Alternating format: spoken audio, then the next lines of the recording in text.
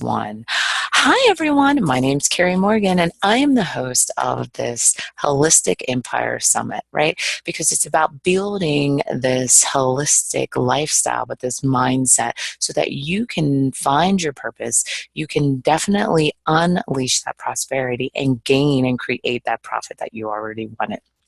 But you're now pushing everything together so that it's leading right to your flow, your intuition, your being, and just supporting everything that you need to really show up in this world, right? And be seen for the person that you want to be and get your message out there. So today I have brought together some amazing women all over the world, some trailblazers just out there really tearing up, crushing the earth, right? And just showing you exactly what to do. And it's about the everyday women, about the everyday woman that provides these stepping stones for you to get to your next level. And today we have Nicki. So she helps health coaches and health providers, really tap into their business and understand what they need to do to be successful. But I'm going to let her go in deeper because I know that she can definitely tell it better than me and really understand what is going on with you and let you get what you can out of this so you can step into your power. Awesome. Take it away. Thank you so much. I love your energy. I am Nicki, and thank you for that introduction. Very quickly, my background is as a former health professional turned business consultant and business coach. And where my passion really lies is in working with health and wellness coaches. And I realize that's very broad, and healthcare professionals and healthcare providers in helping them overcome the challenges, the fears, the blocks they may have to launch and ramp up their own successful health business. So I really focus on that niche area. And a majority of my clients and the people I work with are women. And often have a lot of different barriers that are in their way, that they both from a knowledge perspective and often from a confidence perspective in terms of starting up their business, potentially leaving their 9-to-5 job, taking that risk, taking that leap, and then having that successful, profitable business where they can feel empowered every day in what they do. Great. So if I met you out in public, what would be one word when you left my presence? What would be that one word that you are, your energy? What would be that word that I would think of? That would be supportive. I'm really passionate about providing support to everyone that I come in contact with. That support may be in a variety of forms. It can be that friendly support, that it can be from a business perspective. It may be someone who's looking to network and maybe connect with someone that can help them move themselves forward, either personally or professionally. So I do a lot of connecting of people and networking with people that they can then learn from others. Often that support might be silence. Sometimes people just need someone to listen and not judge, and just in that they may need to vent, they may need whatever that happens to be. I used to feel, because many people have said, Nicki, I feel very supported by you, and I always felt, how am I going to support them next time? Like, what else can I do? And it kind of created this pressure, to up the ante on the support I was providing, and that it had to be tangible support, that there had to be an actual, email, there had to be something physical that occurred for support to happen. And in the past year and a half, I more started to realize that, as I said, support can be silent. Support can be a smile. Support can be body language.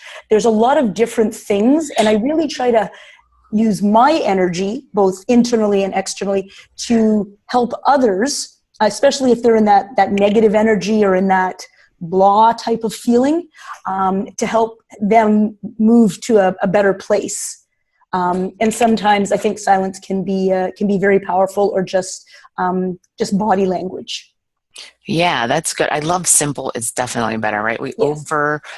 We make things so complicated, and just bring it back to simple, right? Back to the basics.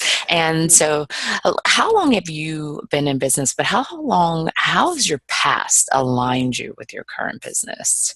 Yes, I had, I guess if I kind of look, I mean, obviously had my upbringing, childhood, all of those exciting things. I'll Yeah. fast forward past that. I got into healthcare probably about 20 years ago.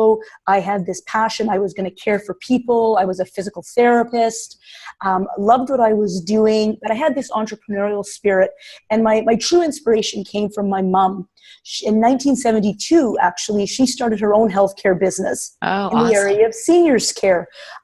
She was from Jamaica. She moved to Canada with my dad at the time, and launched this business in seniors care before seniors care was really the thing. Brag. That's Elder care was, because now that's kind of the business to be in. yes, right? Right. In the early 70s, that wasn't the case.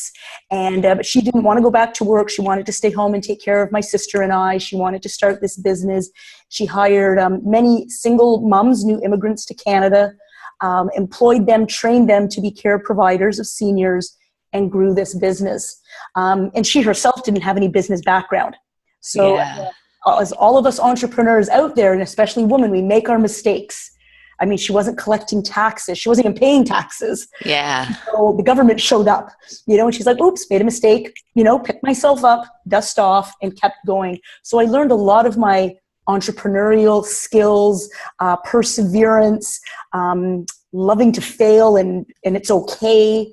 All of those things really molded me in a sense as I grew up. I mean, I was working in her business when I was 6, 7, 8 years old. That's awesome. Helping with the payroll, adding up the timesheets, a lot of those things. Fast forward to after I was no longer practicing as a physical therapist, I started working in her business. And I was there for 7 years, reported into her, had the trials and tribulations of family dynamics in the workplace. And she was the CEO. And this was a large company now in Toronto, about $5 million annual in revenue. And we had 400 employees. So this was quite an established business that through the 7 years I worked with her, we decided to then sell it in 2004.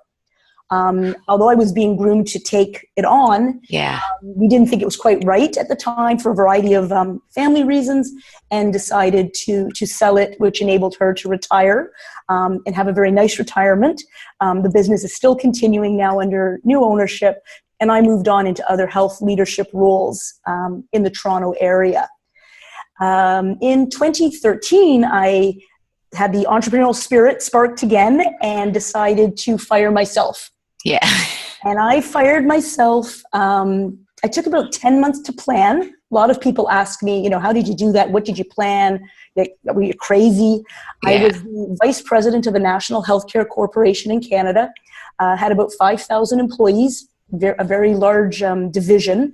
The overall company had 30,000 employees. So it was a good. Yeah, that's great. And took that role, loved the job, worked with amazing people, but decided that I wanted to be out on my own. And so in January 2014, took the leap. My parachute opened, fortunately. Yeah. I landed on my feet, but I had a very structured and methodical process that I followed to get to the position that I was able to leave with minimal risk, because I went from a great biweekly salary to $0 income. And so I had a very strong marketing plan, networking plan. And this is something that I work with my clients on now. And the other piece, despite all the planning, was mindset. Yes. And you really, if you get trapped in the fear mindset, it's paralyzing. And you struggle with it. So I see that in a lot of people I now work with.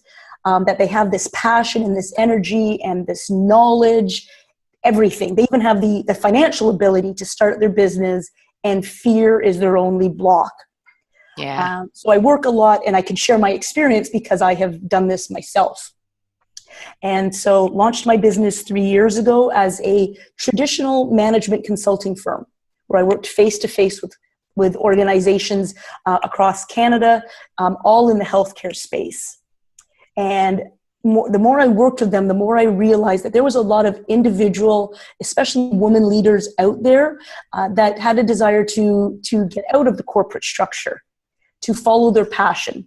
And so that's why I called my part of my business, my coaching business, Ignite Your Passion.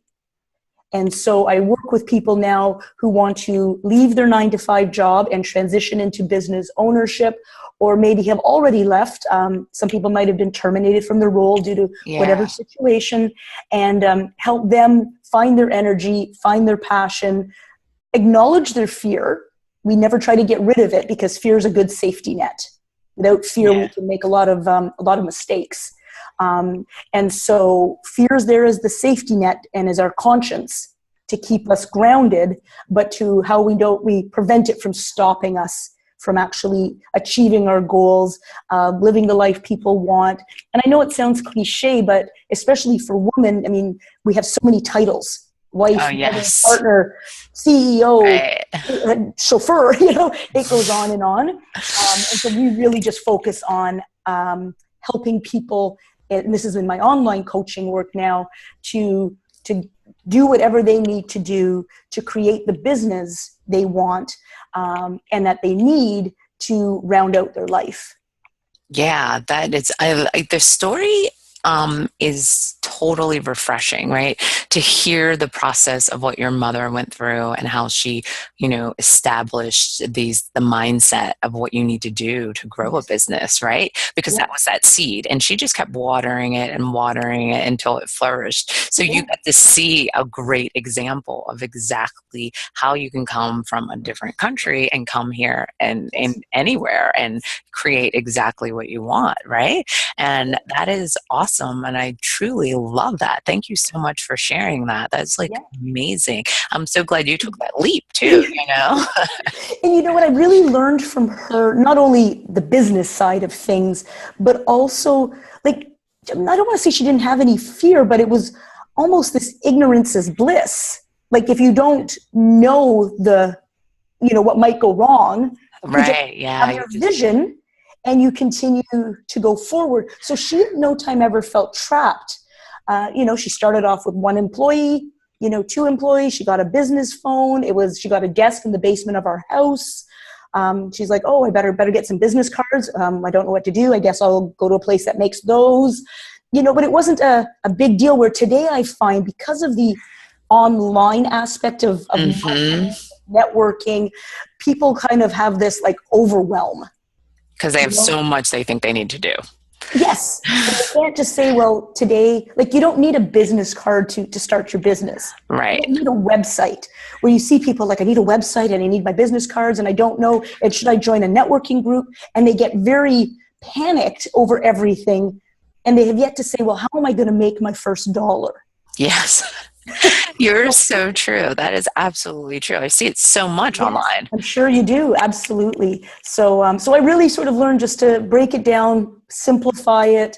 Don't get caught up in a lot of what everyone else is doing, because of course everyone else's job and business looks perfect. Yeah. Their dream is their dream. Yours is yours. And again, that just it takes you have to look in yourself for what you want and then not compare. And not be afraid to make mistakes. Yes, perfect. Exactly. Not afraid of, but carve out what you want to see, right? Create that energy that you need for your business. So that's perfectly, that brings us right into, how do you master your 24 hours as a female entrepreneur? What are some things that keep you in the key alignment in your business? Yes. This is a question I get asked from time to time, and people usually laugh at one of the first things I do every day, because you hear people say that, they'll meditate, they'll do different types of things as they start their day. I each day sort of review kind of, how did yesterday go? How did I feel about it? And this is when I'm still in bed, kind of thinking about what I have on the go for the day. And then I do a review of my bookkeeping and accounting. And I've been known to do this actually still laying in bed. But the financial health of my business is important to me, and I find energizing. And so where other people are like, really? I hate my books and I hate my numbers and all of that. I think for me, I find it energizing, and therefore it's important for people to start their day with whatever it is that they find energizing. As I look at my 24 hours in the day, I spend about a third of my time around business development, networking online, marketing, developing my webinars, my learning tools, working with my online business manager and virtual assistant, all of those things around working on my business, about a third of every day on that. I spend about 2/3 in the business, client related work, working directly with my clients. Yeah. And, that's probably the best way I usually split it. When I started out, it was reversed. I spent more time working on my business development and less, directly in my client work. Another big part of my day is my time for myself. One of the best things of working from home, working on my own, if I want to eat lunch in front of the television, I do. Yeah. I'm well known amongst my social network to take a nap at 2:00 or 3:00 in the afternoon, should I want to, because I may have been up since 4:30 or 5:00. So whenever my energy is no longer working for me, either in an intellectual sense, because a lot of the work I do, especially around my consulting work, can be intellectually taxing. Yes. I don't fight it. I don't say, no, get through it. You got to get it done. You scheduled, you're going to do it at 1:00. I go have a snack, go for a walk. I'm very fortunate to live near a conservation area that has water, walk down by the water, take a nap, go to the gym, call my mom or my sister, who are usually busy at that time to talk to me. Yeah. But I no longer feel restricted or constricted by the sense that you have to be sitting at your desk doing work because social norms dictate that. Yes, so true. So I would never cancel a client meeting or anything like that. Yeah. But if my energy's not there, again, in a physical sense or an intellectual inner sense, cognitive sense, I check out. And some days it's 2:00 and I may not go back to it till the next day and do different things, call up a friend to go for dinner, whatever it happens to be. Little bit of a fitness buff, so I try to get to the gym, if not every day, probably 5 times a week. Do that. Love to do it on my own. I can be there 9 in the morning. I can be there at 9 at night. I have my day doesn't need to start with it or end with it. And I don't even fit it in. When I'm ready to go, I go get changed and I go. Right. Yeah. It's You a just said huge that. benefit. Yeah. In terms of my lifestyle, to the point that I used to, in the corporate sector, and I'm sure you and other people, anyone else who's been in the corporate sector, used to have to plan vacations. You think in 2015, when am I taking my vacation? When am I going to submit my request to do that? You're going to leave it in the hands of someone to approve, and your energy's draining each day, and you need a break, but someone else is in control of that decision, potentially, as to when you can take that break. And I thought, when I'm working for myself, it's going to be great. I don't have to ask permission. I can take vacation when I feel like it. And interestingly, and I was typically a person who would take 1 or 2 vacations a year. Since I've had my own business, I haven't felt the need for vacation. It feels like one every day. Exactly. Well, I have what it is? It's the awareness or the knowledge that I have the potential to take it every day if I want. Yes, so true. And so I spend lots of time talking about vacation, planning vacation, but the last vacation I was on was in 2014. So I no longer have this need to take a break, because I take it as I need it. And if I want to go down to Florida, we have family that has a place in Key Largo, I go. And I go for the weekend if I want, but I don't need to think out 3 to 6 months, that I need a break and I'm going to plan for that vacation. And that's one of the biggest things. And that was an unintended outcome of me taking this journey. I just thought I wouldn't have to plan as much. In the end, I haven't even barely taken the vacation. Yeah. No, I love that, right? Because I've never worked in corporate, but Okay. I have heard people say, like, and that makes sense. And I've heard Yes. people, well, I'm putting in this date for mine. And I'm like, what? Do you know what Right. I mean? Because we would just like take three, if we wanted to go to Florida, we'd just take 3 weeks off and we'd be working down there. Yeah.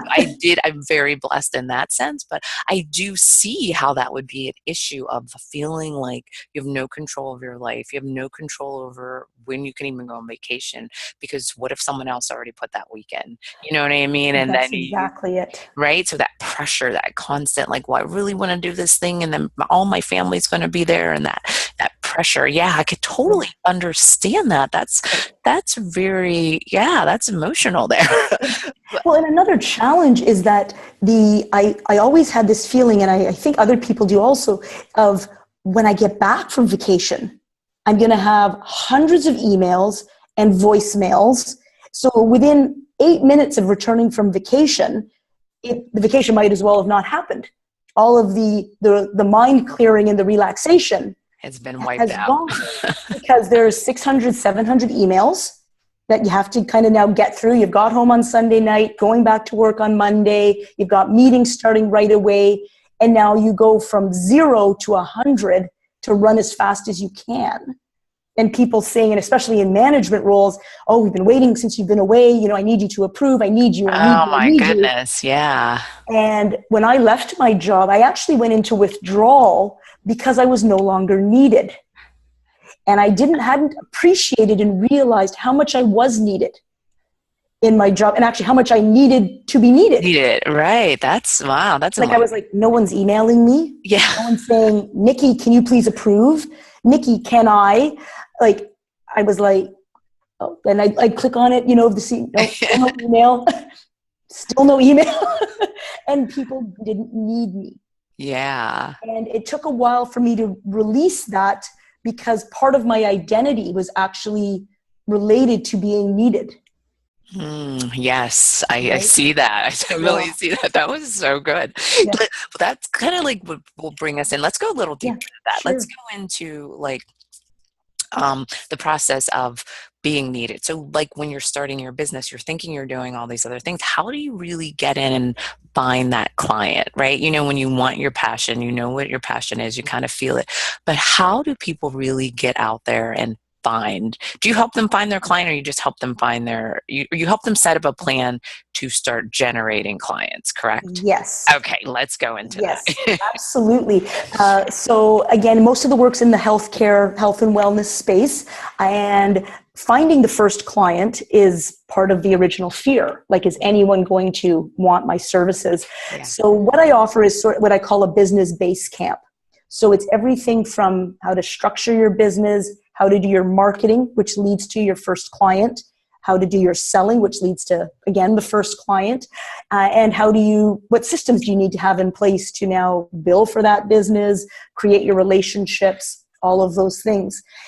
Related to getting the client, and many people fast forward to that, and they forget about some of the foundational things that they need to do. That might be, for example, getting insurance, Yes. having contracts or consent forms.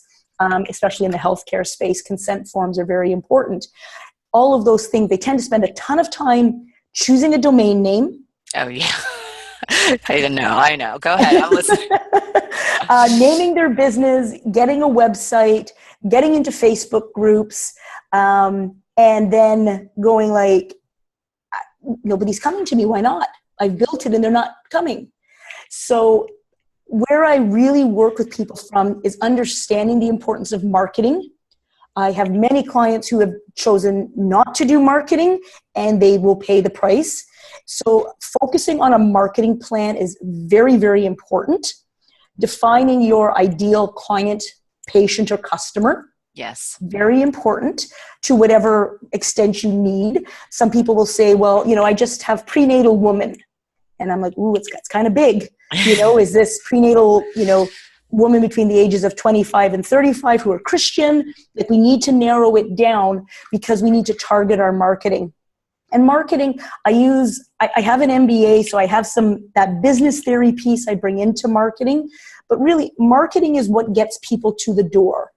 Marketing and sales is not the same thing. Exactly. Marketing gets them to your contact page on your website, to the email they're going to send you, to joining your Facebook group, to knocking on your door of your office, whatever it happens to be.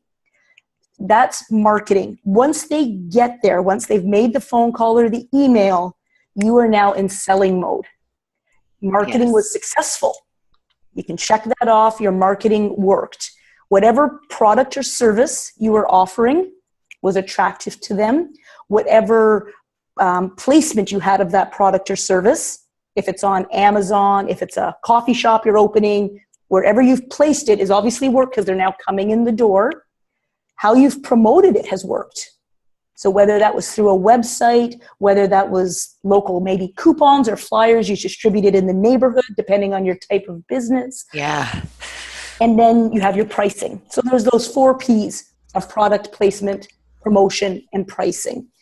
But once they got to you now have to sell. And that takes more listening than talking. And that's a challenge I see in a lot of people when they go in sales mode, is they're like, I have to tell them everything about myself. I have to convince them that I'm credible and knowledgeable and competent, and I am the connoisseur of whatever it is I'm selling. And therefore we start to talk a lot. And we start to tell people how wonderful our product, how wonderful our service, how many testimonials we have, and we go and go and go. Where the sales process is really a process of discovery. The reason many people call them discovery calls, where you ask questions and you just listen to understand the pain points and the challenges that person is having. And that could be, again, if we use the coffee example, that they can't find good coffee and they want a certain type of coffee. You find that pain point and you present a solution to their pain point. You don't present all your solutions because they're not interested in all of your services. But again, we tend to, as especially in the online world, we tell them all about all the programs and services that we offer. Yeah, overwhelm, right? In all of them. Meanwhile, they're like, no, I just want to talk to you for 30 minutes as a consultation. I know I don't want your 20-month coaching practice. No, I don't want 6 months of group workshops. I want 30 minutes of your time. And so the only way you can tell them that you offer 30 minutes of your time as a consultation is if you've done the discovery to understand their needs.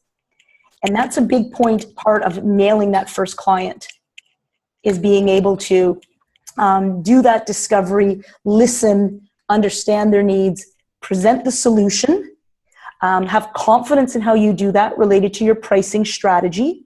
And this is where imposter syndrome often comes in. And it's something I work with the people a lot around their sales, is they don't believe they're valued at the price that they're charging.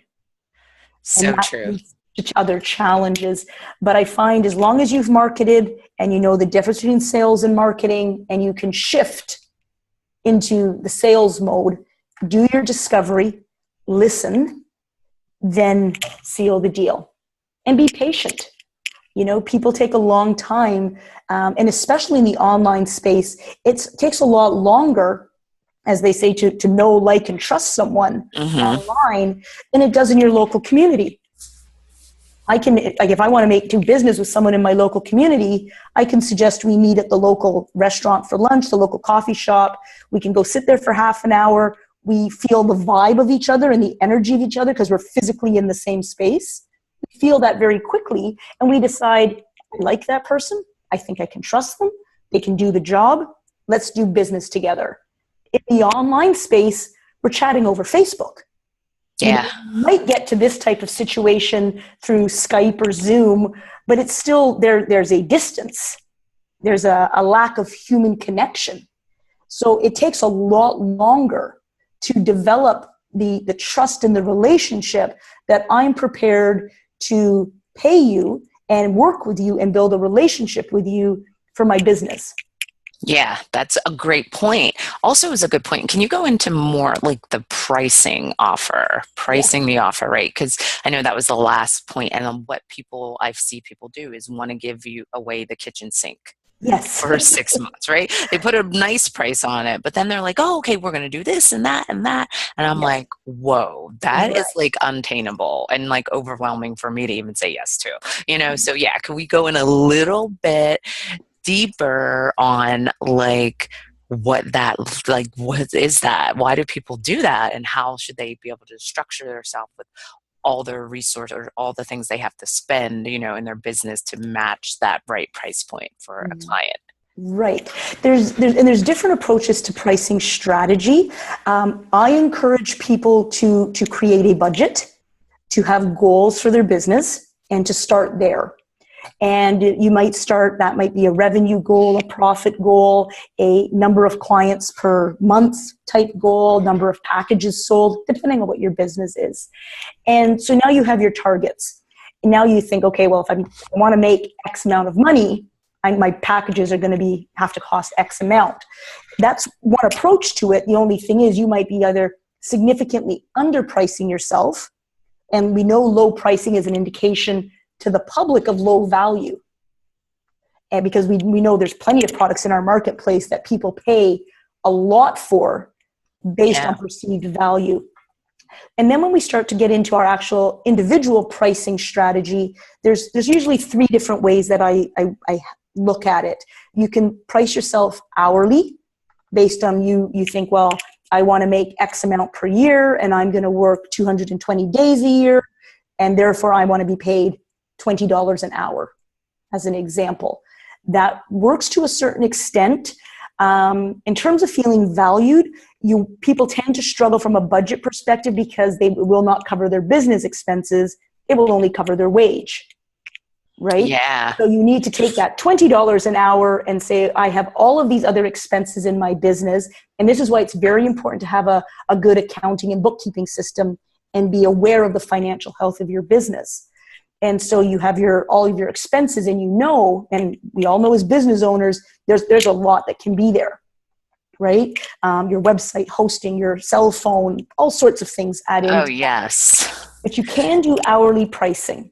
The other thing you can do is package pricing.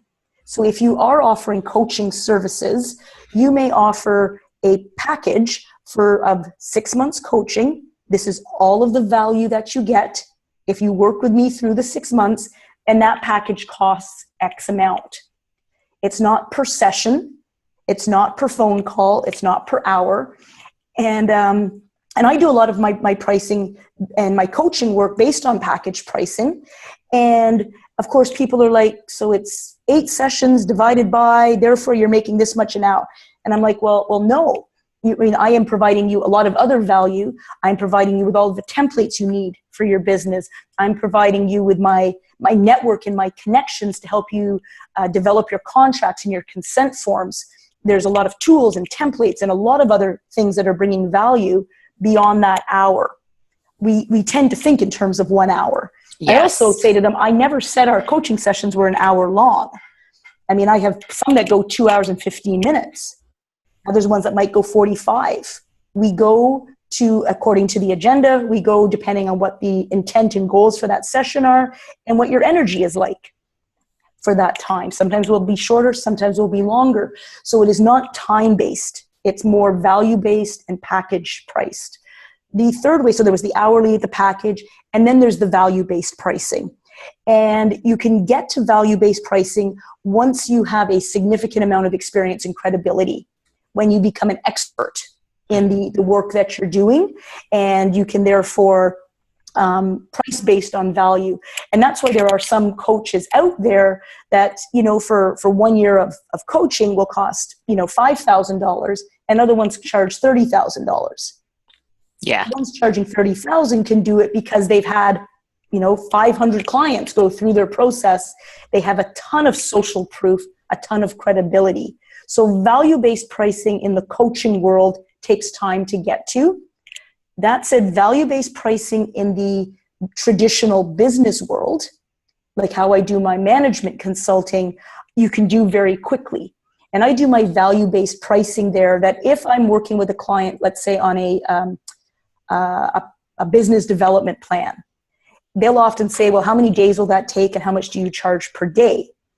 And I turn around and say, well, let's look at this as a business development plan. Your business currently is making $500,000 a year. And with this plan, if you follow this, and within 2 years, you're going to be making $1.5 million a year. So you're going up $1 million in terms of your revenue or potentially your profit. Yeah. That's a whole lot more value than me that's going to take me 10 days to do the plan and you're going to pay me X amount. So I will sometimes even price then to a percentage. So if you build your business by $1 million, your payment to me based on value will be X percent of your profit. It's a little more complicated. You have to have some business acumen to be able to figure that out. But it can also be very lucrative. And it's motivating because the more I can support them again, and this comes into me being as supportive as possible, they will have the best outcome of the work and I will have the best outcome, which is obviously a mutual win for both of us. Yeah, I've definitely heard, and we've done that before too, but that process of it's almost to like a mentor. They won't offer an actual payment, but as you get bigger from what they do from you, they take a percentage. Or in a funnel-based business or a back-end business, they will create a funnel and a back-end system. And as you make money off of that, they get a percentage. So it is a very doable, and people do it all the time. It's actually a brilliant way to say, I am supporting you and I am also giving you the momentum to build your business and I'm going to grow with you, right? It's kind of, well, I've done a little bit of prototyping, so I know the whole percentage as we grow. Yeah. So yeah, it definitely deals with that lifestyle. And I'm in the health and wellness, so I know, but my prototype's a health and wellness, product, and it is about that percentage of growing. But I do love that concept that people need to see different ways of accumulating wealth right into their life. And that was just perfectly laid out exactly how I planned things. Can I add one more thing? Sure, yeah. And it's along the lines of pricing, and something I get a lot of questions related to is discounting. And, giving away, if you, join me today, it's 50% off, that type of thing. In my group coaching programs and when I hold my webinars, I do run promotions at the end of that where people get a promotion code and they can use that, and it's time limited. In my general practice, I do not discount. So if someone comes to me and says, I'd like to work with you and what's it going to cost? And we start to talk about that. And then they're like, whoa, that's a lot. Could you give me a break on the pricing? I do not give a break on that pricing. The way that I prefer to operate, and I guess I'll give some rationale to that before I go on, is people sometimes ask for a discount because they don't believe in the value you're going to offer. And therefore, they say, I'm not going to pay $100, I'm only going to pay $50. Is that because they can't afford it, or is that because they don't value it? And that's hard to assess because most people just say, I can't afford it. Right. So I prefer, and I have a client right now who is a personal trainer looking to expand. It's actually a gentleman, his business. And, we worked together. He said, Nicki, I really need your help. This is what I want to do. I am aligned in terms of a value perspective with him. And he's like, but I can't do it now because due to personal reasons, I just can't afford it. And so I've been working with him for the past 6 weeks, free of charge. And I prefer to give my services for no charge rather than to discount it. Because when I discount it, it now becomes an effort. I'm like, oh, he's calling and he's not even paying full price. And all of those things, it becomes a little bit of a mindset and a struggle. And he kind of is thinking, oh, she's giving me a break. What I have said to him is, we will do this free of charge. There's boundaries to it. He doesn't get the level of service that my other clients would get, and he knows that, but he still gets value. And we work together, and it's been going along. And in exchange, he'll be, assuming he's happy with the service at the end, he'll provide me with a video testimonial, as payment. Yes. In a sense. And that's why I say it's not free. He is giving me something in return. It's not money.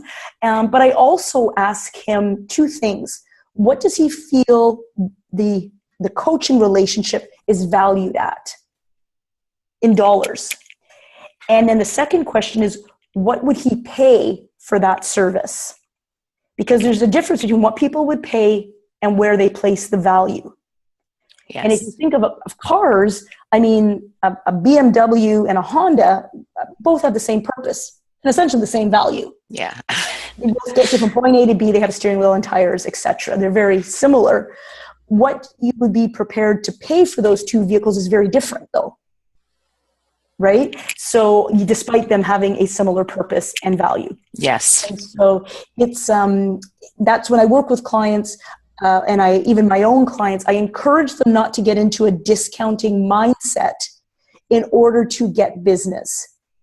If you're charged $500 an hour, if you're going to be discounting that to $300, then that's your price, is $300. Don't discount, because you're always going to be conflicted as to who do you give that to. Yes. Reset your pricing, go from there, and when you feel it's appropriate to move it up, you do that. I mean, I have so many people will say, in your first year of business, what was your revenue? What was your profit? And I will share those numbers freely with people. And they're like, okay, in your second year.